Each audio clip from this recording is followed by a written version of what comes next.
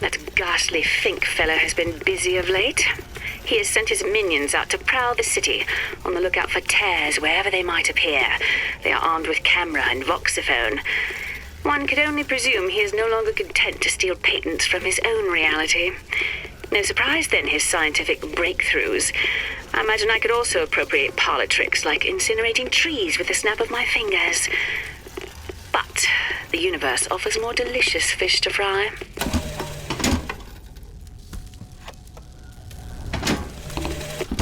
When I finally brought my brother through, he seemed to lack the capacity to square his own reality with this one.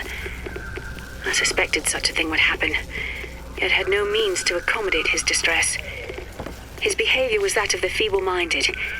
He hemorrhaged nearly continuously from his nose. Naturally, I was able to transfuse him from my own veins and thus avoid catastrophe. In the end, it was music that proved therapeutic and grounded his thoughts. A middle C vibrates at 262 hertz, no matter what the universe.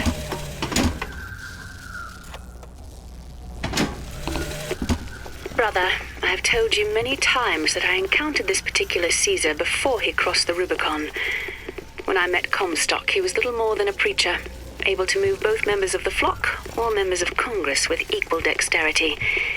He believed in my work, and his influence bought the funds I so needed. And if he wanted to use tears to play prophet, that was his prerogative. But at some point, the man became incapable of distinguishing his performance from his person. I sit in judgment. But then again, it was I who built the stage.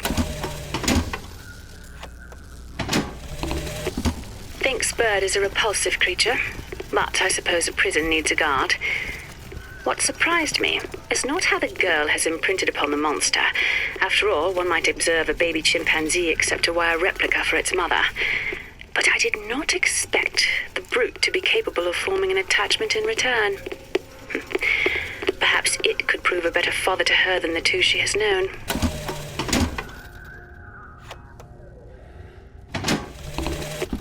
This evening, on my way back from supper, my theory became reality. A spontaneous tear had opened in the market district, emitting both sights and sounds. I observed what I could only imagine to be some future version of Columbia. Though familiar, strange red flags with a small yellow icon flew from her rooftops. Although we can lock up the girl, it appears her powers will not be imprisoned so easily.